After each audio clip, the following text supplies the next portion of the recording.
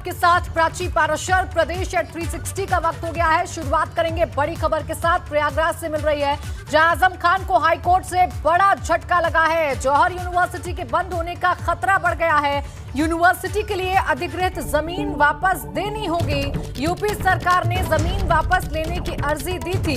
Allahabad high court ने फैसले को सही ठहराया है। हाईकोर्ट ने रामपुर के एडीएम के फैसले पर मुहर लगा दी है। यूपी सरकार को ऐसा करने का पूरा अधिकार यह हाईकोर्ट ने कहा है।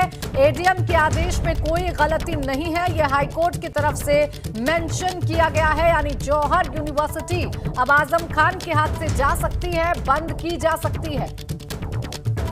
मोहम्मद मोइन मेरे सहयोगी जुड़ गए ज्यादा जानकारी के साथ। मोइन, देखिए, एक के बाद एक झटके आजम खान को लग रहे हैं और अब सबसे बड़ा झटका है जौहर यूनिवर्सिटी के तौर पर उनके लिए।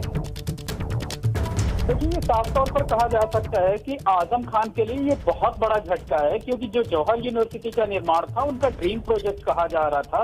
और जिस तरीके का फैसला रामपुर के एडीएम ने इस साल जनवरी महीने में किया था, उन्होंने जो भी राज्य सरकार द्वारा अधिग्रहित की गई जमीन थी वो वापस ले ली थी और उस फैसले को इलाहाबाद हाईकोर्ट में चुनौती दी गई थी। वो जो अर्जी थी आजम खान की तरफ से, जौहर यूनिवर्सिटी की तरफ से, उस अर्जी को इलाहाबाद हाईकोर्ट की सिंगल बेंच ने आज खारिज कर दिया है। और साफ तौर पर कोर्ट ने ये कहा है कि जो एडीएम का फैसला था वो कतई गलत नहीं था, उसमें कोई कमी नहीं थी। जो कानूनी बिंदु थे उनके आधार पर वो फैसला एडीएम की तरफ से लिया गया था। इसका सीधा मतलब ये है कि जौहर यूनिवर्सिटी पर ताला लगने का खतरा जो है वो बढ़ गया है। पहले से ही विवादों में चल रही थी जौहर यूनिवर्सिटी, क्योंकि जितनी अपनी जमीन आजम खान के या ट्रस्ट के पास थी उतने पर तो एक बड़ा स्कूल भी नहीं चल सकता है। तो उसमें इस तरीके की इतनी बड़ी यूनिवर्सिटी चल पाना कतई मुमकिन नहीं होगी। हालांकि आजम खान की तरफ से, जौहर यूनिवर्सिटी की तरफ से ये साफ कर दिया गया है, उनके वकीलों ने ये कह दिया है कि इस फैसले को हम नहीं मानते हैं, हम इस फैसले को इलाहाबाद हाईकोर्ट की डिवीजन बेंच में स्पेशल अपील के तौर पे जाएंगे। लेकिन ये कानूनी दांव बिल्कुल, लेकिन अभी फिलहाल ये समझा जा सकता है कि बहुत बड़ा झटका आजम खान को लगा है, क्योंकि जौहर यूनिवर्सिटी किस तरीके से उनका ड्रीम प्रोजेक्ट रही है ये हम सब जानते हैं। शुक्रिया आपका मोइन, तमाम जानकारी के लिए। खबर ललितपुर से, जहां राजघाट बांध के गेट खोलने से जलस्तर बढ़ गया है। बकरियां चराने गई 3 महिलाएं टापू पर फंस गईं। तीनों महिलाओं को रेस्क्यू कर निकाल लिया गया है। जखौरा थाना अध्यक्ष ने महिलाओं का रेस्क्यू किया। राजघाट बांध के गेट बंद करा तीनों महिलाओं को सुरक्षित निकाला गया। थाना जखौरा अंतर्गत बादरौन का ये मामला है, जैसा कि आप तस्वीरों में भी देख सकते हैं। ये जो तीनों महिलाएं हैं ये बकरियां चराने के लिए गई थी। अचानक से पानी का जलस्तर बढ़ा और ये तीनों महिलाएं इस टापू पर फंसकर रह गईं, जो कि आप लाल घेरे में देख पा रहे हैं। जैसे तैसे इन महिलाओं का रेस्क्यू किया गया, बांध के गेट बंद कराए गए, तब जाकर यहाँ का जलस्तर घटा और फिर महिलाओं को यहाँ से सुरक्षित बाहर निकाला गया है। तीनों महिलाओं का रेस्क्यू सुरक्षित तरीके से कर लिया गया। थाना जखौरा के बादरौन का मामला है।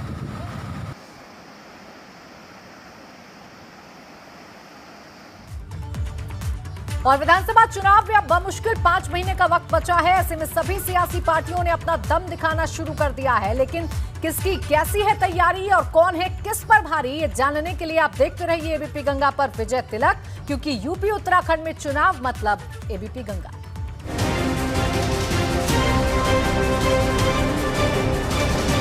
विजय तिलक।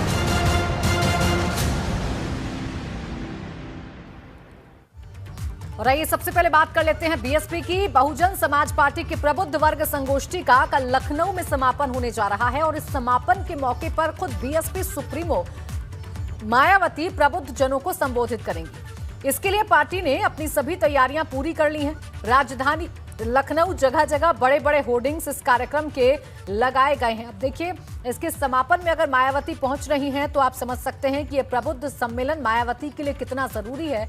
और एक बार फिर से इस सम्मेलन के जरिए 2007 का फॉर्मूला बीएसपी अपनाना चाहती है और सत्ता में काबिज होना चाहती है। 2022 के विधानसभा चुनाव में 2007 का करिश्मा करने के लिए बहुजन समाज पार्टी ने एक बार फिर से प्रबुद्ध वर्ग को अपने साथ लाने की कोशिश शुरू की। 23 तारीख से प्रबुद्ध वर्ग सम्मेलन की शुरुआत अयोध्या से हुई, अब जिसका समापन लखनऊ में होने जा रहा है। बीएसपी कार्यालय पर कल इस प्रबुद्ध वर्ग फिर से करा लो 2022 के विधानसभा चुनाव में 2007 वाला करिश्मा दोहराने के लिए बहुजन समाज पार्टी ने प्रबुद्ध वर्ग को अपने साथ जोड़ने की शुरुआत की। 23 जुलाई से पूरे प्रदेश में बसपा ने प्रबुद्ध वर्ग विचार संगोष्ठी की शुरुआत अयोध्या से की।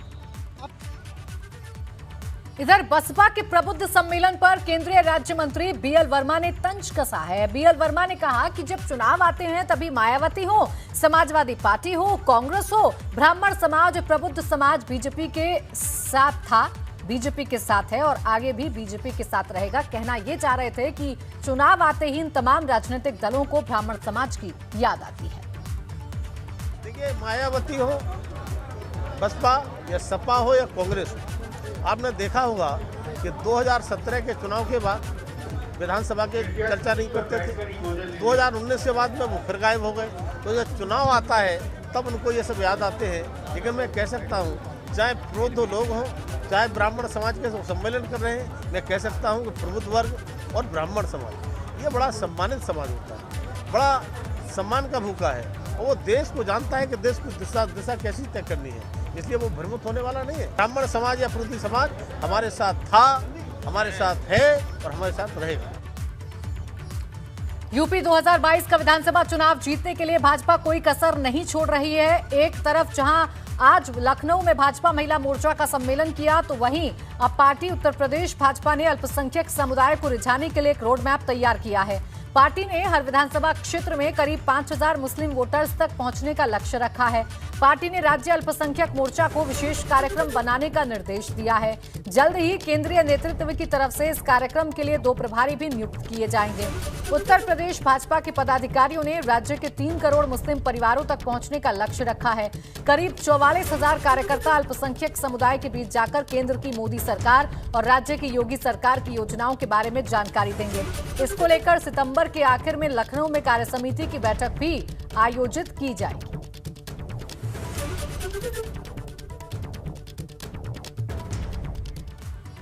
उधर काशी की सियासत में ब्राह्मण वोटर्स को रिझाने की कवायद जारी है। सपा और बसपा सभी विरोधी दल ब्राह्मणों को अपने पाले में लाने के लिए दम लगा रहे हैं। पूर्वांचल में ब्राह्मण वोटर्स की ताकत से सभी दल वाकिफ हैं। ऐसे में प्रबुद्ध वर्ग सम्मेलन के जरिए इन्हें साधने की कोशिश की जा रही है। वहीं भाजपा विकास के नारे के साथ चुनाव में उतरने जा रही है। ऐसे में बड़ा सवाल ये उठ रहा है कि पूर्वांचल के ब्राह्मण वोटर्स को विकास की राजनीति रास आएगी या फिर जातिगत सियासत।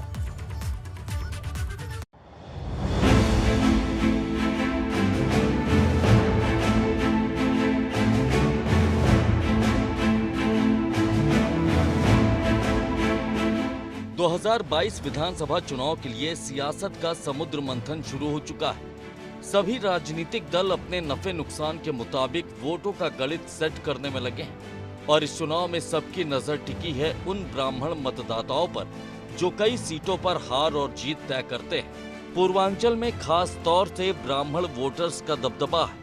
ऐसे में बसपा और सपा दोनों ही प्रबुद्ध सम्मेलन भी शुरू कर चुके हैं, जिसे लेकर दावे कुछ भी हों, लेकिन मकसद सियासी ही। वहीं सीएम योगी हर जगह सिर्फ विकास पर चुनाव लड़ने की बात कर रहे हैं और ये बात कई दलों को चुभने भी लगी है। ये भारतीय जनता पार्टी किसी परिवारवाद की राजनीति नहीं करती है। भारतीय जनता पार्टी किसी जात की राजनीति नहीं करती है। भारतीय जनता पार्टी का समग्र चिंतन भारत का समग्र विकास है। देखिए, कांग्रेस पार्टी कभी एक जात या वर्ग की बात कभी किया नहीं। निश्चित तौर से हम सभी को लेकर चलते हैं। कांग्रेस एक ऐसा वटवृक्ष है, बैनियन ट्री है कि जिसके नीचे सभी जात और सभी धर्म वर्ग के लोग रहते हैं और सबको सुकून मिलता है, सबको एक सम्मान मिलता है, प्यार मिलता है। सीएम योगी का विकास के नाम पर राजनीति करना जातिगत राजनीति करने वालों को भी सोच में डाल रहा है। ऐसा इसलिए है क्योंकि जनता को भी जातिगत राजनीति की जगह विकास की राजनीति ज्यादा रास आ रही है। अपनी अपनी लोगों की अपनी अपनी स्थितियां हैं, अपनी अपनी विचारधाराएं हैं और अपने अपने राजनीतिक स्टैंड हुआ करते हैं। लेकिन हमने बहुत साफ कह दिया है कि जब तक जो भी प्रदेश में विकास करेगा प्रबुद्ध वर्ग उसी के साथ है। बाकी लोग अपनी ओछी राजनीतियां जो कर रहे हैं उनकी राजनीतियों से कुछ भी सफलताएं मिलने वाली नहीं। धर्म नगरी काशी में भाजपा विकास के नारे के साथ चुनाव में उतरने की तैयारी कर रही है। साथ ही प्रदेश के सभी विधानसभा क्षेत्रों में विकास की सियासत के जरिए भाजपा जातिगत राजनीति करने वालों को जवाब देने की प्लानिंग कर रही है। ऐसे में देखना यही होगा कि जनता और खासकर ब्राह्मण वोटर विकास को तवज्जो देते हैं या फिर जातिगत राजनीति को। बनारस सहित पूरे पूर्वांचल में प्रबुद्ध वर्ग और इसके साथ ही विकास को लेकर होने वाली राजनीति गर्म नजर आ रही है। राजनीतिक हवाएं सरगर्म है और हर पार्टी प्रबुद्ध वर्ग और ब्राह्मण वर्ग को लेकर कहीं ना कहीं अपनी रणनीति तय कर चुकी है। और आगे जो विरोधी दल हैं, जो लोग जाति के नाम पर राजनीति कर रहे हैं, उनको कहीं ना कहीं आईना भी दिखाना मकसद जरूर होता है। वहीं दूसरी ओर प्रबुद्ध वर्ग की माने तो जो विकास करेगा जनता उसी के साथ होगी। कैमरामैन विशेष के साथ नीतीश कुमार पांडे, एबीपी गंगा, वाराणसी। वहीं जन अधिकार पार्टी के राष्ट्रीय अध्यक्ष बाबू सिंह कुशवाहा आज पिछड़ा अल्पसंख्यक महासम्मेलन में शामिल होने आए, जहां पार्टी कार्यकर्ताओं ने यातायात नियमों की जमकर धज्जियां उड़ाई और इस दौरान उनके काफिले में कार्यकर्ता खिड़कियों पर लटकते नजर आए। ये मामला जालौन के कोंच नगर का।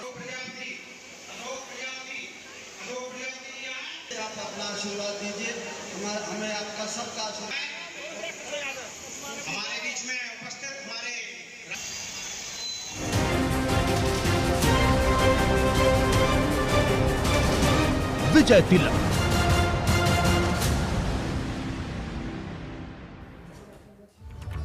कुछ और खबरों का रुख करेंगे। भारत सरकार के पूर्व कृषि मंत्री और प्रदेश भाजपा के प्रभारी राधा मोहन सिंह की अगुवाई में सांसदों का विशेष प्रतिनिधिमंडल गोरखनाथ मंदिर पहुंचा। इस दौरान सभी का भव्य स्वागत सत्कार किया गया। प्रतिनिधिमंडल में मौजूद सदस्यों को गोरखनाथ मंदिर के बैठक कक्ष में अंगवस्त्र और महायोगी गुरु गोरखनाथ की प्रतिमा देकर सम्मानित किया गया।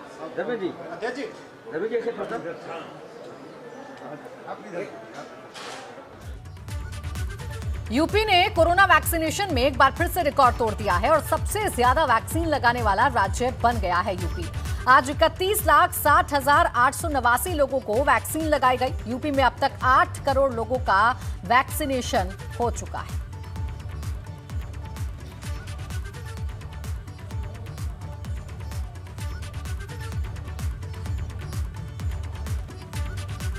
वैक्सीनेशन में यूपी ने रिकॉर्ड कायम कर दिया है। यूपी में आज करीब 31,60,889 लोगों का वैक्सीनेशन हुआ है और अब तक उत्तर प्रदेश में 8 करोड़ लोगों का वैक्सीनेशन हो चुका है। और इसी रिकॉर्ड तोड़ वैक्सीनेशन पर मुख्यमंत्री योगी आदित्यनाथ ने भी ट्वीट किया है। उन्होंने लिखा है कि उत्तर प्रदेश में कोविड टीके की कुल 8,36,000 से अधिक डोज लग चुकी हैं। ये उपलब्धि आदरणीय प्रधानमंत्री जी के मार्गदर्शन, नए भारत के नए उत्तर प्रदेश की सामर्थ्य और स्वास्थ्य कर्मियों के अथक परिश्रम को समर्पित है। पात्र नागरिक टीका जीत का अवश्य लगवाएं और इस महाअभियान को सफल बनाएं।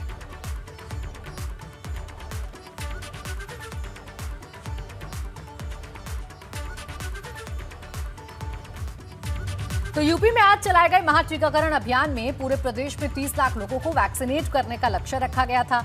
अकेले राजधानी लखनऊ में आज 1 लाख लोगों के वैक्सीनेशन का टारगेट तय था। हम आपको 4 जिलों लखनऊ, गाजियाबाद, प्रयागराज की तस्वीरें इस वक्त दिखा रहे हैं। गोरखपुर की तस्वीरें आपको दिखा रहे हैं, जिसमें आज वैक्सीनेशन के लिए भारी संख्या में लोग पहुंचे और जो रिकॉर्ड उत्तर प्रदेश को बनाना था वो रिकॉर्ड उत्तर प्रदेश ने कायम भी कर लिया। 30 लाख से ज्यादा वैक्सीन आज उत्तर प्रदेश में लगाई गई हैं। लखनऊ, गोरखपुर, गाजियाबाद, प्रयागराज, इन तमाम जगहों पर आज लोगों की भीड़ देखने को मिली है।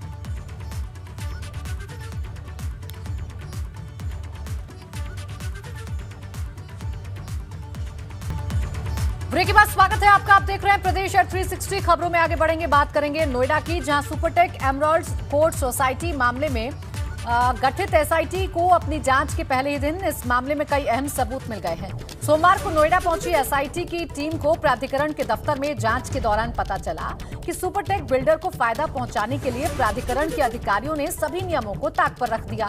जिसकी वजह से नोएडा अथॉरिटी को करोड़ों का नुकसान उठाना पड़ा। प्राधिकरण ने एसआईटी टीम को बताया कि लीज रेंट की दर 2.5% की जगह 1% करने से प्राधिकरण को करोड़ों रुपए का नुकसान उठाना पड़ा और इस कदम से सिर्फ बिल्डर्स को ही फायदा पहुंचा। जांच के दौरान ये भी पता चला कि पहली बार साल 2006 में सोसाइटी के नक्शे में बदलाव हुआ। उस वक्त मोहिंदर सिंह नोएडा अथॉरिटी के सीईओ हुआ करते थे और जब आखिर में 2012 में सोसाइटी के नक्शे में बदलाव हुआ तो अथॉरिटी के सीईओ पद पर कैप्टन एसके द्विवेदी तैनात थे। इसी के बाद नोएडा अथॉरिटी की कमान रमारमण को सौंप दी गई थी।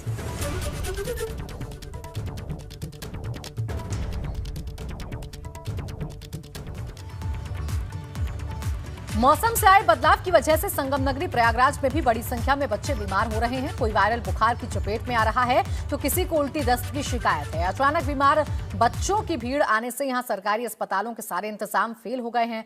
हालात इतने बदतर हैं कि चिल्ड्रन हॉस्पिटल की इमरजेंसी में एक बेड पर 3 से 4 बच्चों को लिटाकर उनका इलाज किया जा रहा है। इससे पहले से ही बीमार बच्चों में संक्रमण और बढ़ने का खतरा मंडराने लगा है। बीमार मासूमों को अस्पताल में भर्ती कराने और उन्हें पहले से ही भरी हुई बेड पर थोड़ी सी जगह दिलाने के लिए लोगों को जिम्मेदारों के सामने नाक रगड़नी पड़ रही है। कई बच्चों को तो उनकी माएं जमीन पर ही लिटाकर इलाज की गुहार लगा रही हैं। ट्रीटमेंट प्रभावित नहीं हो रहा है, लेकिन ये निश्चित रूप से प्रोटोकॉल को देखते हुए हमको एक ही रखना चाहिए। लेकिन उससे ज़्यादा समस्या मरीज कल सीएमओ के द्वारा भी राउंड किया गया, मैं भी गया था, तो मरीज को कहा गया कि आप दूसरी जगह दूसरे हॉस्पिटल शिफ्ट करने के बाद ये था बेली में आपको सिर्फ जो पेशेंट सेटल हो रहे हैं वहाँ शिफ्ट कर दें।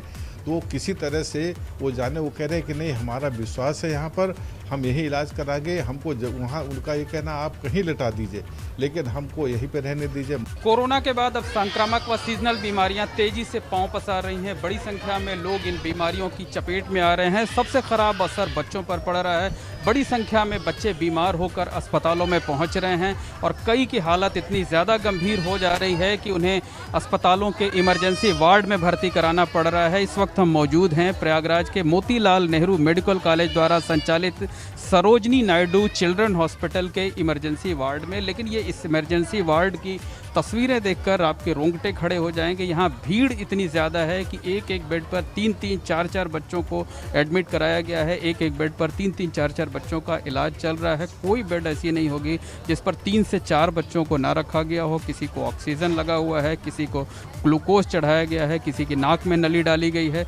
और आप देख सकते हैं कि हालात यहाँ के बेहद ख़राब हैं। यहाँ इस पूरे इमरजेंसी वार्ड में मेला सा लगा हुआ है। बड़ी संख्या में जो बच्चों के परिजन हैं वो यहाँ पर मौजूद हैं। इसकी वजह से जो डॉक्टर्स हैं, जो पैरामेडिकल स्टाफ हैं, उनको काम करने में दिक्कत हो रही है। जो जिम्मेदार लोग हैं उनका कहना है कि चूंकि ये मंडल का अस्पताल है, रेफरल हॉस्पिटल है, आसपास के दूसरे ज़िलों से भी यहाँ बच्चों को भेजा जाता है, वो किसी बच्चे को वापस नहीं करना चाहते हैं। इसलिए मजबूरी में एक बेड पर 3-3, 4-4 बच्चों को रखा गया है। लेकिन आपको बता दें कि हर साल अगस्त से लेकर अक्टूबर महीने तक इसी तरीके से बीमारियां फैलती हैं। बड़ी संख्या में जो बच्चे हैं वो चपेट में आते हैं, लेकिन सुविधाएं नहीं बढ़ाई जाती हैं, संसाधन नहीं बढ़ाए जाते हैं और हर साल कमोवेश इसी तरीके की तस्वीर देखने को मिलती है। तो इस बार हालात बेहद ख़राब हैं। एक बेड पर 3-3, 4-4 बच्चों को रखा गया है और तमाम बच्चे ऐसे हैं जिनको ठीक से इलाज भी नहीं मिल पा रहा है। डॉक्टर्स परेशान हैं, पैरामेडिकल स्टाफ परेशान है, जो बच्चों के परिजन हैं वो भी परेशान हैं। कैमरामैन रोहित श्रीवास्तव के साथ मोहम्मद मोइन, एबीपी गंगा, प्रयागराज।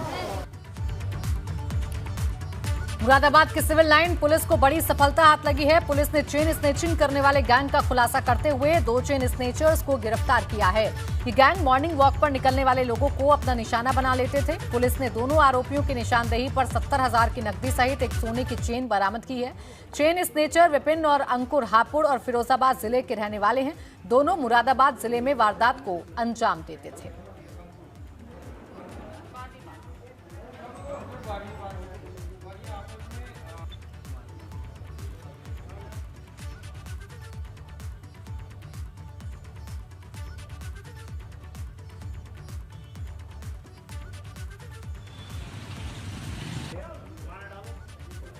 तो चेन स्नेचिंग गिरोह का पर्दाफाश किया गया है। मॉर्निंग वॉक के दौरान महिलाओं को अपना निशाना बनाते थे, इन्हें पकड़ लिया गया है। पुलिस को सफलता हाथ लगी है।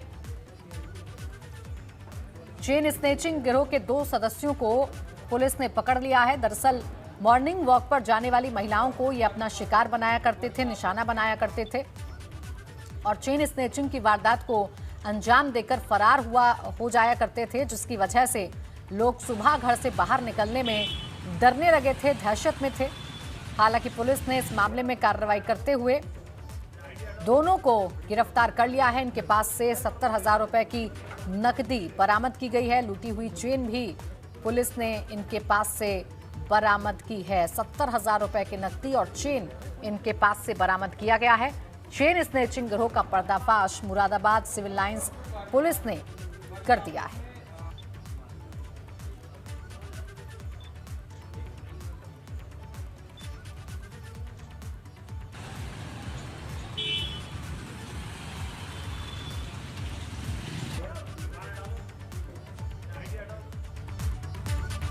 भारी बरसात में एक बार फिर पहाड़ दरकने लगे हैं। दो तस्वीर आपको अलग अलग राज्यों की दिखाते हैं। उत्तराखंड के टिहरी के नागनी के पास भीषण लैंडस्लाइड हुआ। चट्टान गिरने से नेशनल हाईवे 94 बंद हो गया। कई जगह पर मलबा और बोल्डर गिर रहा है। और दूसरी तस्वीर हिमाचल प्रदेश की है, शिमला की, जहां ज्योरी इलाके में नेशनल हाईवे 5 पर एक पहाड़ भरभरा कर गिर गया।